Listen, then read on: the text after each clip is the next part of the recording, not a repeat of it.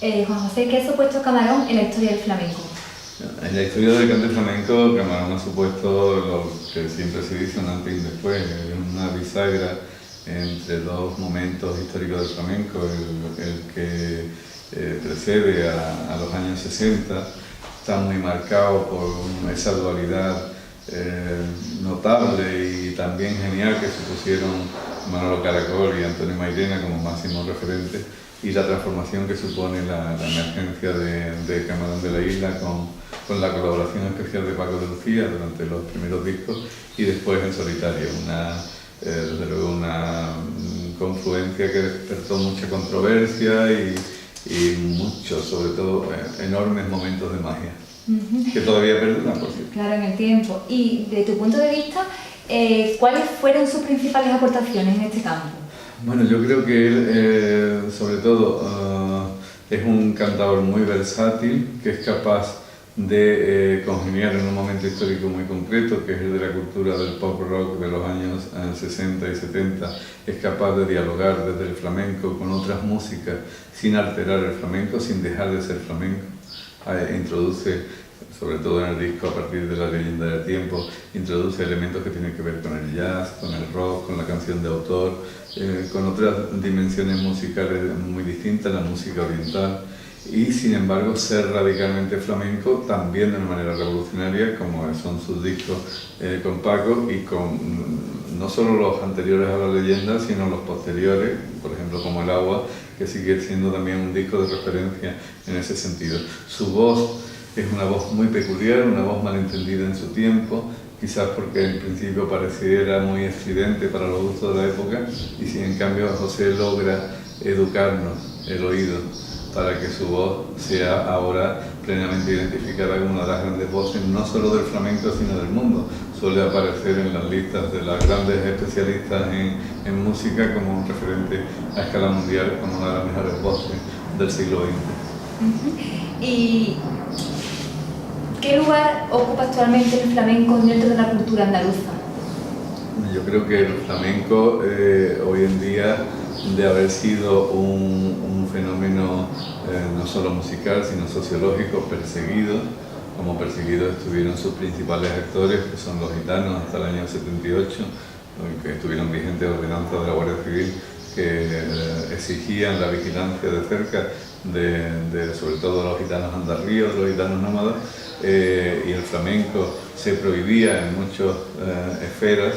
El antiflamenquismo está presente en la historia del flamenco casi desde el origen del flamenco, casi desde el siglo XIX, pero incluso se ha llegado a materializarse en instrucciones de nuestras instituciones democráticas para que no se haga demasiado hincapié en la proyección del flamenco a escala internacional, para no redundar en la imagen de la España de charanga y pandereta, como si el flamenco tuviera la culpa de la imagen de charanga y pandereta que suelen dar algunos de nuestros responsables públicos más eminentes. Hoy en día en Andalucía creo que está más protegido que nunca, está contenido en el Estatuto de Autonomía de una manera específica. Hay un Instituto Andaluz del Flamenco que sirve de interlocutor entre la administración y el colectivo flamenco, lo que no siempre es fácil.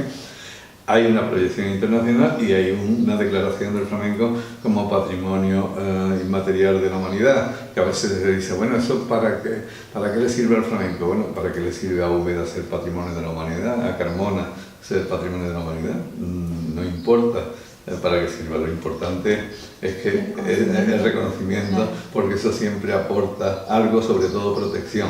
Claro. Ese reconocimiento obliga a una protección extraordinaria por parte de nuestras autoridades, tanto autonómicas como estatales, hacia el flamenco, y de alguna manera blinda la posibilidad de que el flamenco siga estando vivo.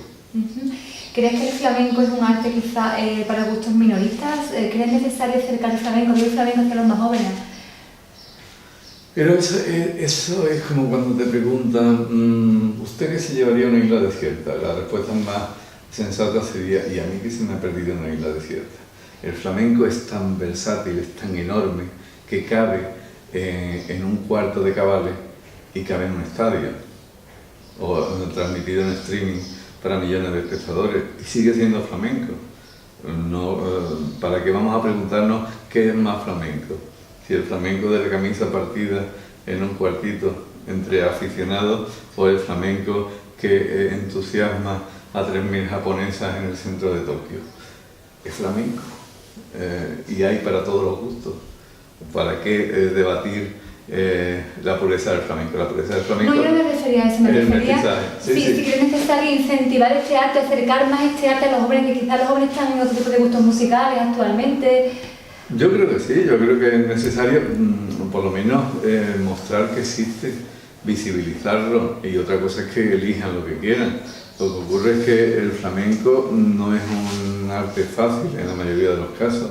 El flamenco quizás tenga una dimensión más popular en el baile, por ejemplo. Hoy día también ha habido una transformación en los últimos años del baile espectacular, que creo que nos estamos considerando en su justa medida y que sí atrae a muchos jóvenes y a muchas jóvenes, que les está fascinando el baile y que llena los teatros para ver bailar. Quizás en el cante y en el toque no exista la misma pulsión, pero bueno, yo acabo de ver en Córdoba a Tomatito y a Michel Camilo llenando el Teatro de la Zarquía con miles de personas, en su mayoría jóvenes. Bueno, hay gente para todo, como decía Manolete a Ortega y Gasset.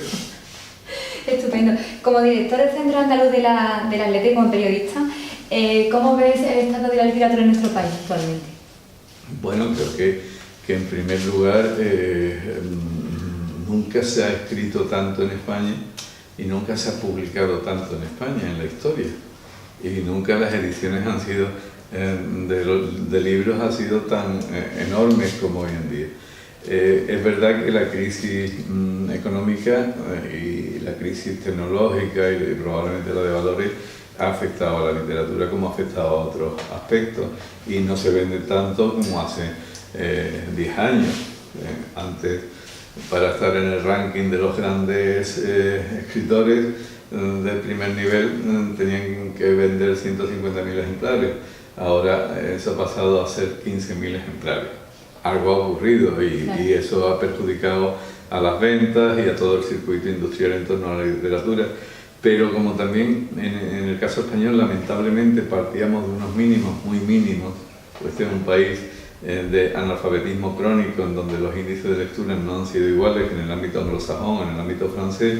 Tampoco nos hemos resentido, no nos vale el consuelo, no nos hemos resentido porque no había una industria literaria suficientemente consolidada. Ahora tendremos que pensar, quienes tenemos alguna responsabilidad pública, en cómo ayudar a reforzar esa industria, que no es otra manera que la de reforzar a nuestros escritores, nuestras escritoras y a las personas que deciden apostar por la lectura y porque leer sigue siendo algo importante en sus vidas.